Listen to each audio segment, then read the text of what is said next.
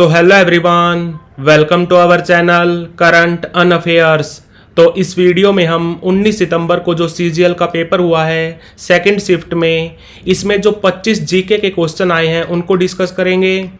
और सबसे पहले मैं आपको बता दूं, मैंने पिछली वीडियो में बताया था कि जो हमारी फंडामेंटल ड्यूटीज़ हैं यानी कि जो मौलिक कर्तव्य हैं वो हमने लिए थे आयरलैंड से, ये बताया था मैंने, बट ये गलत है।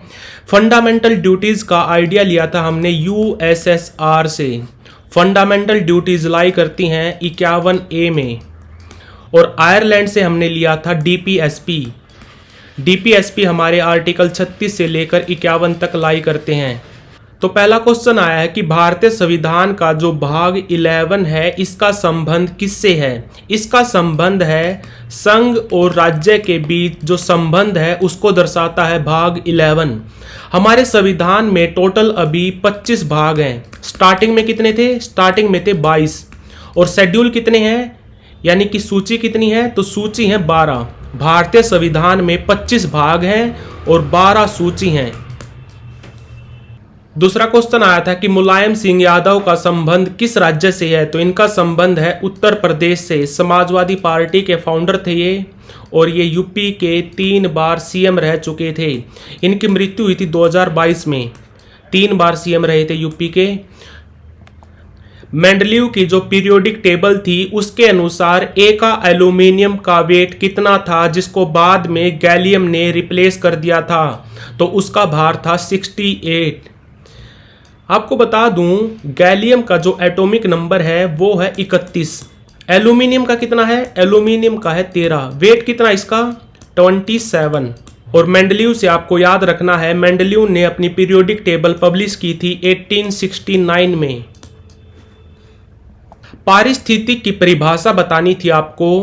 पारिस्थितिक विज्ञान की वो शाखा है जिसमें मानव विज्ञान, जनसंख्या और जीवमंडल शामिल हैं। लूनी नदी का उद्गम स्थान बताना था आपको। लूनी नदी का उद्गम होता है राजस्थान के अजमेर जिले में। कौन सी पहाड़ी से? नाग पहाड़ी से। नाग पहाड़ी से। और ये खत्म कहां पर होती है? गुजरात के कच्छ जिले में। चेस में एक लाइन में चलने वाला मोहरा कौन सा होता है? तो वो होता है हाथी। और इसके अलावा चेस से आपको याद रखना है, चेस में टोटल 32 मोहरे होते हैं। 16 वाइट होते हैं, 16 ब्लैक होते हैं। और टोटल स्क्वायर कितने होते हैं? टोटल वर्ग होते हैं 64, जिसमें से 32 ब्लैक होते हैं और 32 ही वाइट होते हैं। सावरकर को काला पानी की सजा के लिए सेलुलर जेल कब भेजा गया था? तो यह भेजा गया था जून 1911 में। और इसके अलावा आपको याद रखना है, ये सेलुलर जेल कहां पर है? अंडमान में। और अंडमान निकोबार की जो राजधानी है पोर्ट ब्लेयर, वहां पर वीर सावरकर इंटरनेशनल एयरपोर्ट भी है, ये भी याद रखना। नेक्स्ट क्वेश्चन आया था कि प्रोकायरोटिक कोशिका का उदाहरण बताना था। इसका उदाहरण है बैक्टीरिया। ये मैंने आपको पहले भी करवा रखा है। ये क्वेश्चन भी दोबारा से रिपीट हुआ है कि पंडित रविशंकर को किस साल भारत रत्न मिला था। तो इनको 1999 में भारत रत्न मिला था। और इसके अलावा रविशंकर से आपको याद रखना है, ये पहले भारतीय थे जिनको ग्रैमी अवार्ड मिला था। ग्रैमी अवार्ड प्राप्त करने वाले पहले भारतीय थे पंडित रविशंकर। किस साल मिला था? 1968 में। और ये एक सितार वादक हैं। गांधरव विश्वविद्यालय कहाँ स्थित है? विश्वविद्यालय नहीं, महाविद्यालय। तो ये है नई दिल्ली में। नेक्स्ट क्वेश्चन है कि एग्रीकल्चरल शॉट का इस्तेमाल किस खेल में किया जाता है? तो ये किया जाता है क्रिकेट में। नेक्स्ट क्वेश्चन है कि किस समिति की सिफारिश पर संविधान में मौलिक कर्तव्य जोड़े गए? तो ये जोड़े गए थे स्वर्ण सिंह समिति की सिफारिश पर, स्वर्ण सिंह कमेटी की सिफारिश पर।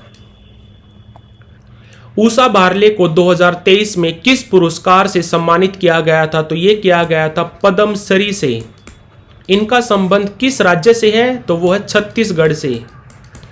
छत्तीसगढ़ से। और ये एक लोक गायिका हैं। नेक्स्ट क्वेश्चन आया था कि फेस्टिवल मी डेम मी फी त्योहार किस राज्य के लोग मनाते हैं? तो ये मनाते हैं असम राज्य के लोग। तो thank you so much, please like share subscribe. Thank you for watching current on affairs.